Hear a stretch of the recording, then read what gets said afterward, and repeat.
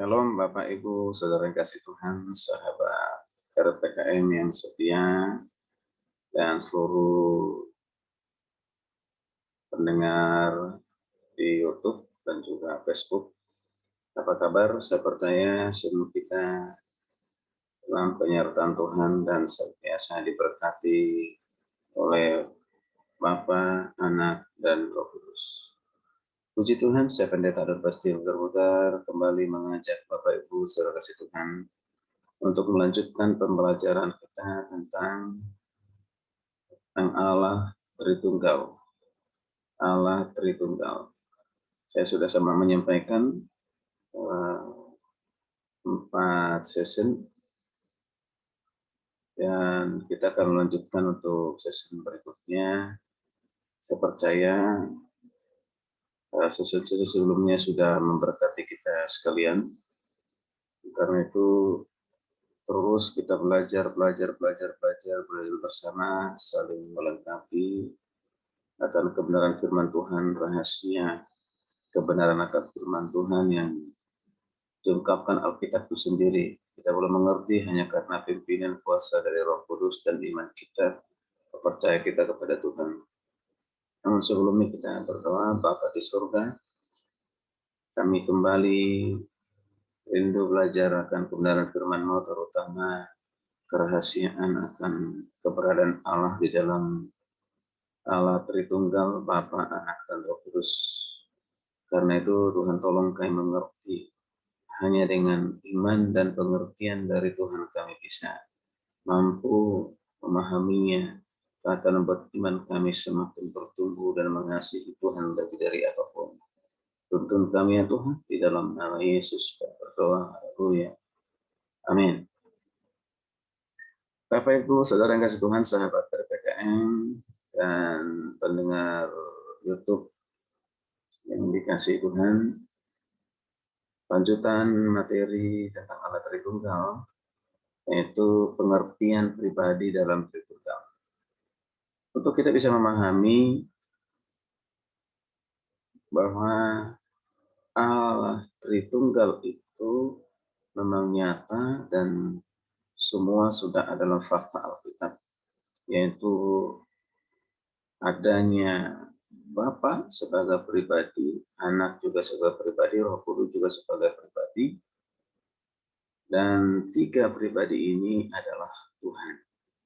Berbeda dalam pribadi, tetapi satu kesatuan dalam keilahian. Jadi sekali lagi, untuk mengerti hal ini tidak boleh dimengerti menggunakan 1 tambah 1 tambah 1 sama dengan 3.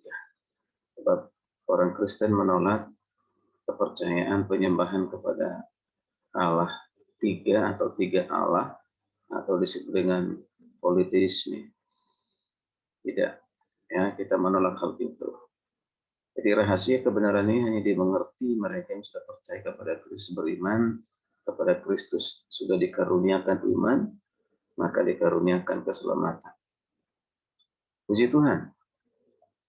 Nah, untuk memahami kebenaran ini tentu kita harus belajar dari Alkitab, bukti bahwa Bapa, Anak, dan Roh Kudus itu adalah pribadi. Bapa, Anak, dan Roh Kudus itu adalah pribadi. Jadi, mari kita lihat bersama-sama. Selain kita mengerti keesaan dari Tuhan, kejamakan dari Elohim, atau dari Tuhan itu sendiri, ya, perlu kita mencari pembuktian. Bukan kita membuktikan, mencari pembuktian yang ada dalam Alkitab bahwa ketiga, yaitu Bapa, Anak, dan Roh Kudus, 3 unuk ini adalah pribadi. Nah, ini penting sekali. Tapi sebelum masuk ke situ, sekali lagi saya mau jelaskan sesuai dengan segitiga yang Bapak Ibu lihat ini. Jadi saya perhatikan, dalam hal pribadi, Bapa bukanlah Anak, sebaliknya Anak bukanlah Bapa. Di dalam hal pribadi, lagi Bapa bukanlah Roh Kudus bukanlah Bapa. Kemudian Anak bukanlah Roh Kudus, dan Roh Kudus bukanlah Anak dalam hal pribadi. Apakah ini dapat dibuktikan dalam Alkitab? dapat. Nah, untuk itu kita perlu mengerti dulu, ya mengerti dulu apa artinya pribadi. Ya, apa artinya pribadi?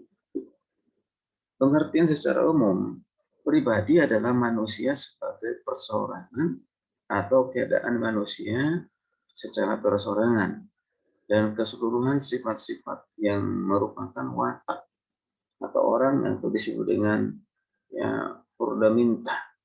Ya, purdaminta.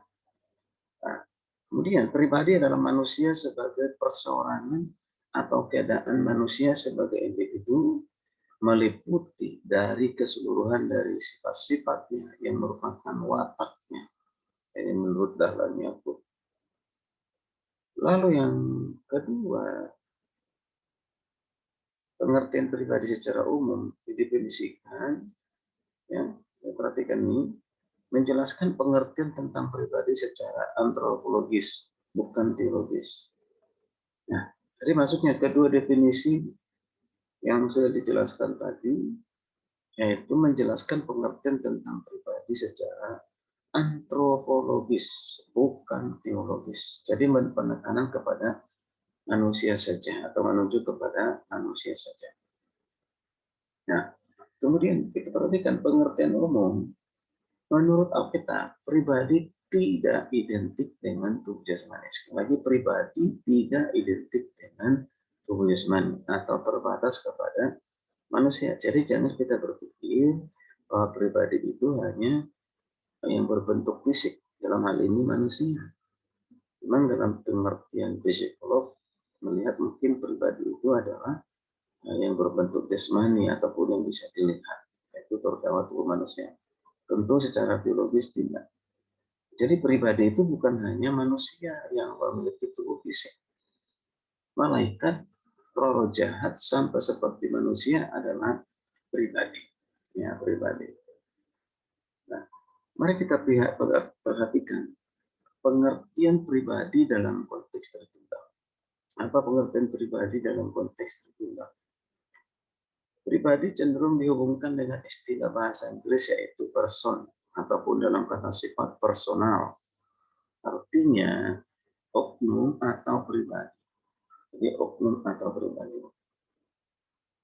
Bapak Ibu dan kasih Tuhan, secara etimologis istilah pribadi atau person itu berasal dari bahasa Latin yaitu persona atau disebut juga topeng.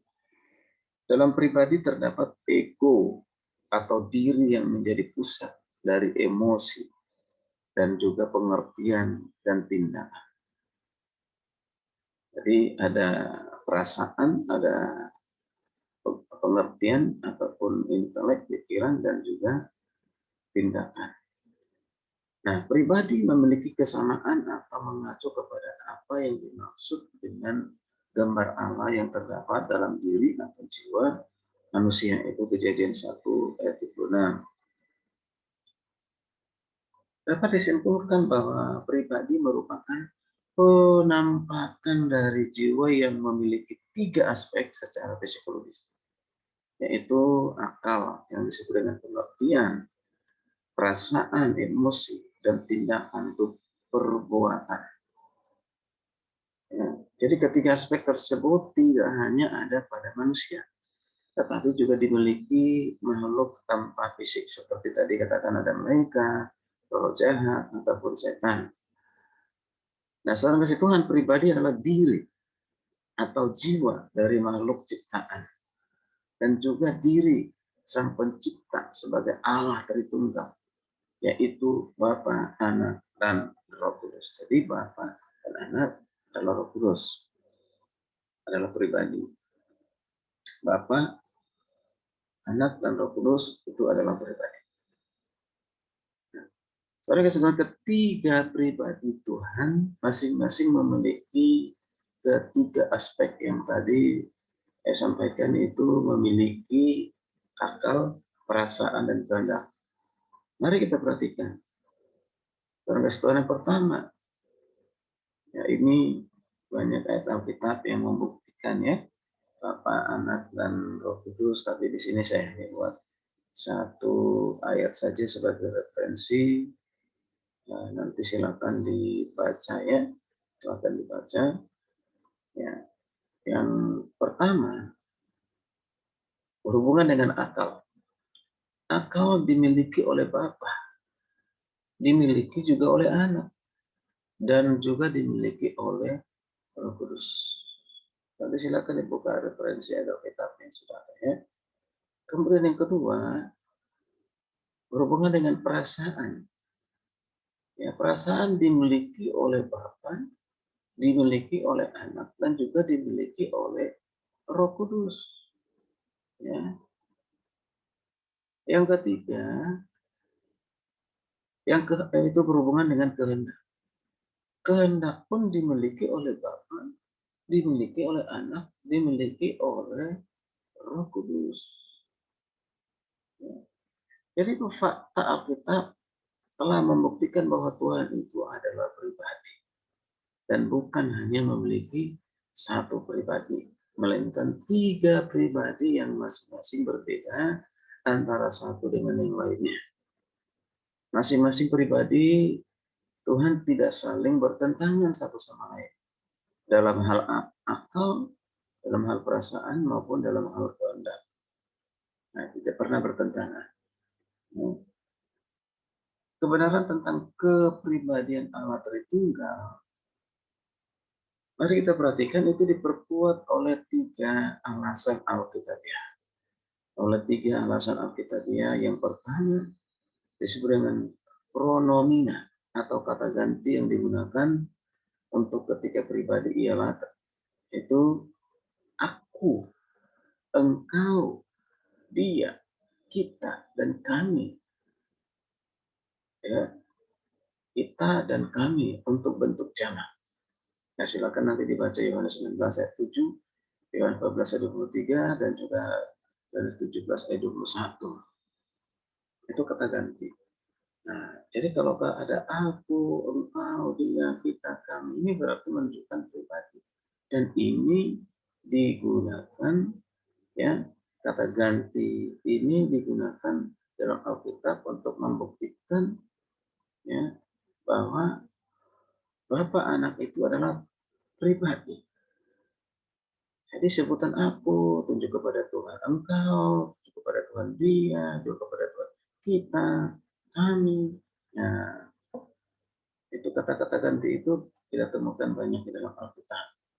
Nah, jadi kata ganti pribadi digunakan dalam Alkitab untuk membuktikan dua kebenaran. Untuk membuktikan dua kebenaran yaitu apa? Bahwa Tuhan adalah pribadi.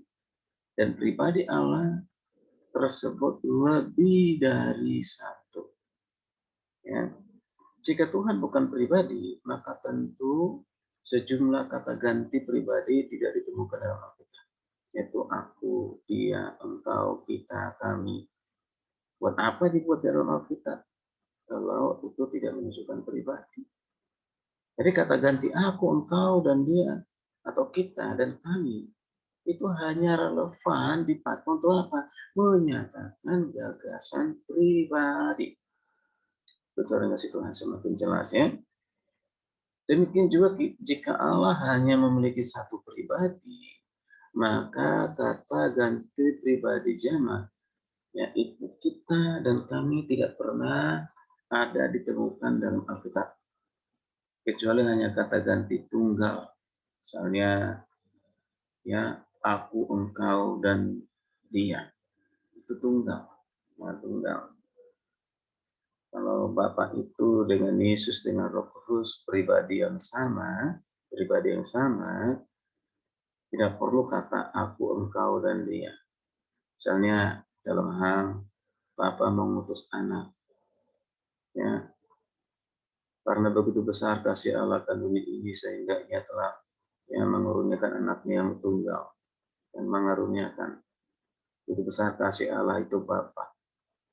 Ya, lebih baik dikatakan karena begitu besar kasih Allah sehingga Dia mengutus, mengutus Allah yaitu Bapa. Bapa mengutus Bapa, tidak perlu mengatakan mengutus anaknya yang tunggal.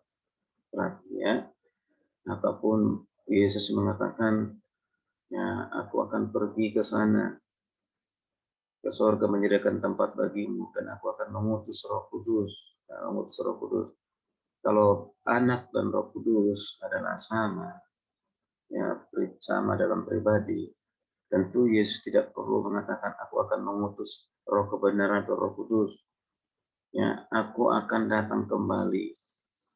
Ya, aku akan datang kembali dalam bentuk Roh Kudus. Nah, itu. Ya, kalau kita mengatakan adalah bentuk Roh Kudus, Yesus itu pengertian kita sendiri, saudara, tidak ada dalam Alkitab pengajaran demikian. Ya, aku dan aku dengan itu. Kalau menggunakan tunggal, engkau dan engkau. Jadi tidak perlu ada kata kami, kita. Nah itu kami, kita itu menunjukkan kejamakan Bapak Ibu dan Tuhan. Nah ini digunakan kepada Allah, luar biasa. Jadi kita harus menolak paham yang mengatakan bahwa Bapa, Anak, Roh Kudus adalah pribadi yang sama. Ya, itu tidak sesuai dengan ajaran Alkitab. Ya, itu pengertiannya sendiri sekalipun di dalam hatinya diterangi oleh Roh Kudus. Tidak, kita hati-hati dengan hal-hal demikian. Ya, belajarlah Alkitab secara biblical, sistematis, ekspositori supaya kita dapat memahami Alkitab dengan baik, melihat latar belakangnya, konteksnya, apalagi kita harus lihat Alkitab tidak pernah berdiri sendiri dalam kebenarannya. Ya, itu perlu bahkan lihat dalam bahasa aslinya, ya. Tujuan kita supaya lebih utuh kita menemukan kebenaran firman. Kemudian kedua, ketiga pribadi Allah Tritunggal yaitu Bapa, Anak, dan Roh Kudus juga menyadari dan mengetahui bahwa masing-masing adalah pribadi yang sejati. Ya, pribadi sejati. Mari kita lihat kebenaran ini dibuktikan melalui ungkapan dari pribadi Allah Tritunggal. Ya, yaitu apa? Ada kata baiklah kita, ya, menciptakan, menjadikan manusia kejadian 1:26, baiklah kita. Kemudian salah satu dari kita, kan, ada lagi itu di kejadian 3:22, baiklah kita, diulang lagi lah kejadian 11:7. Aku dan Bapa adalah satu di Yohanes 10:30. Nah, kalau Yesus dan Bapa adalah pribadi yang sama, tentu tidak menggunakan aku dan Bapa. Ya, aku dan aku, Bapa dan Bapa, tapi tidak pernah menggunakan kata dan kepada, ya, oknum yang sama atau kata yang sama, ya, kata sama, ya tidak pernah. Dan itu selalu digunakan untuk membedakan, ya, membedakan yang sebelum dan sesudah kata dan. Ya. Aku dan Bapak itu jelas menunjukkan pribadi yang berbeda, luar biasa, ya. Kemudian kami akan datang. Yohanes 14:23 ada kata kami lagi. Kalau tunggal, aku akan datang. Nah itu, ya kan? Nah, kemudian ada lagi di Yohanes 16:7 dikatakan, aku akan mengutus dia. Aku akan mengutus dia. Mengutus siapa? Mengutus Roh Kudus. Ya, mengutus Roh Kudus pribadi yang berbeda. Kalau Roh Kudus itu pribadi yang sama dengan Yesus, Yesus tidak perlu mengatakan aku mengutus dia. Katakan aku akan mengutus aku. Nah, itu kalau tunggal, ya kan? Kalau tunggal. Tapi aku akan mengutus dia, berarti ada dua pribadi yang berbeda. Aku Yesus, dia Roh Kudus. Semakin jelas kan? Ini kebenaran. Tapi jangan disangkal lagi, ya. Dan kita adalah satu. Ada lagi kata kita. Kalau Bapa, Anak, dan Roh Kudus, sekali lagi, kalau satu pribadi tunggal, maka tidak perlu kata kita adalah satu. Jadi katakan, aku adalah satu. Nah, jadi saudara mengerti ini kita adalah satu itu apa? Kami, kita, aku mengutus dia. Itu apa? Kalau bukan ya pribadi dari Bapa, Anak, dan Roh Kudus yang berbeda. Haleluya, puji Tuhan. Ungkapan secara logis, terkasih Tuhan, ungkapan secara logis hanya dapat diperdengarkan atau dinyatakan oleh oknum-oknum yang sangat mengetahui dan menyadari bahwa masing-masing adalah pribadi sejati. Bapa, Anak, dan Roh Kudus adalah pribadi yang sejati. Jika masing-masing bukan pribadi, maka Tuhan tidak perlu mengucapkan kata atau kalimat. Ya, kalimat-kalimat seperti yang tadi saya katakan itu kalau bukan pribadi ya, tidak perlu mengatakan baiklah kita, ya salah satu dari kita kami akan datang, aku akan mengutus dia, kita adalah satu. Itu tidak perlu kalau Tuhan itu kan pribadi dan tiga pribadi yang berbeda, saudara kasih kita. Ya, oke, itu yang kedua tadi. Lalu yang ketiga, ketiga pribadi Allah Tritunggal telah memperlihatkan dan menyatakan fungsi kepribadian masing-masing dalam Alkitab. Ya, dari segi akal, Bapa sangat mengetahui secara sempurna kedalaman hati dan tingkah laku dari setiap manusia diciptakannya. Jadi saudara dan saya ciptaan Tuhan, Tuhan mengetahui ya seperti apa keadaan kita, kedalaman hati kita, tingkah laku kita. Yang manusia, siapapun yang paling dekat dengan kita, orang tua, bapak, mama, ya tidak semuanya tahu tentang kita, ya, tapi bapak tahu. Kemudian berhubungan dengan sang anak. Sang anak sudah mengetahui secara pasti keberadaan Nathanael di bawah pohon ara sebelum masing-masing bertemu. Silakan dibaca Yohanes 1:8. Dan ia mengetahui secara tepat bahwa wanita Samaria di sumur Yakub itu telah melakukan dosa perzinahan. Ya, sekalipun Yesus bertanya, tetapi Yesus sendiri sebenarnya sudah tahu. Ya, baca nanti di Yohanes 14, 17, 18. Sudah tahu bahwa perempuan Samaria itu punya 5 laki-laki itu bukan suaminya. Ya, tapi sudah tahu bahwa wanita ini punya dosa perzinahan. Ya, kemudian itu berhubungan dengan sang anak, jadi maha tahu. Ya, tahu banyak contoh-contoh yang lainnya ya tentang hal itu. Nah, lalu kita perhatikan, sedangkan Roh Kudus juga mengetahui dimanapun keberadaan setiap manusia di bumi. Mengapa? Karena Dia maha hadir. Dia hadir dan ada di mana-mana. Kemanapun kita pergi, Roh Kudus hadir di sana. Apapun yang kita lakukan, Roh Kudus tahu. Karena Roh Kudus maha tahu dan juga maha hadir. Ya, maha tahu dan maha hadir. Nah, Tuhan. Jadi semakin jelas kita bisa memahami fungsi dari bukti bahwa tiga pribadi itu dari mana, dari fungsinya. Kemudian dari segi perasaan, perhatikan dari perasaan. Sang Bapa menyatakan murka yang dahsyat kepada orang-orang berdosa yang menyakiti perasaannya. Silakan nanti baca Mazmur 111 ya. Menyakiti perasaannya, yaitu ciptaannya. Karena semakin banyak manusia yang berbuat dosa, kesalahan, pelanggaran, tidak hidup sesuai dengan kehendak Tuhan. Sang anak pun merasakan kesedihan. Ini hubungan dengan perasaan. Itu dalam ketika melihat Lazarus yang sangat dikasihinya mati, meninggal. Kisah ini saudara bisa baca nanti di Lukas 11 ayat 33 sampai 30. Ya. Jadi Yesus pun punya perasaan. Itu menunjukkan pribadi, perasaan sedih. Bahkan dikatakan menangis ketika melihat Lazarus saudaranya itu meninggal. Ya. Walaupun kemudian dibangkitkan oleh Yesus, ya. Sedangkan Roh Kudus dapat berduka ketika melihat orang percaya melakukan dosa. Yaitu Efesus 4:30. Apa dikatakan? Janganlah mendukakan Roh Kudus. Mendukakan itu berarti berhubungan dengan perasaan. Roh Kudus punya perasaan. Jadi tidak boleh didukakan. Ya. Itu dari perasaan, dari emosi ya. Jelas ya, Bapak anak ya perasaan. Kemudian dari aspek kehendak. Berdasarkan kedaulatan dan kehendaknya, Bapa mengajak pribadi Tritunggal lainnya untuk apa? Mencipta manusia segambar dengan Allah tunggal.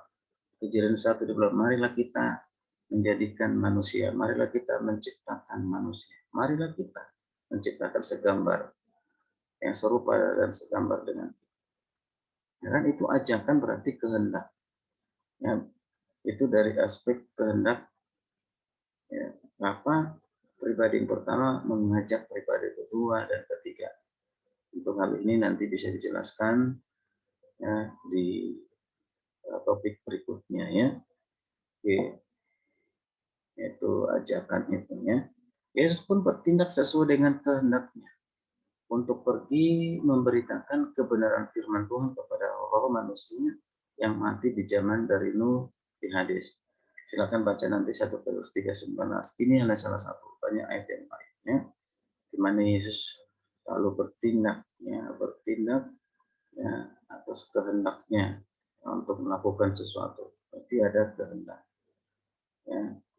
Kemudian kita perhatikan juga, demikian juga berdasarkan kehendaknya yang sempurna, Roh Kudus menuntun Rasul Paulus dan para muridnya untuk apa? Melakukan pelayanan efektif dan penuh kuasa.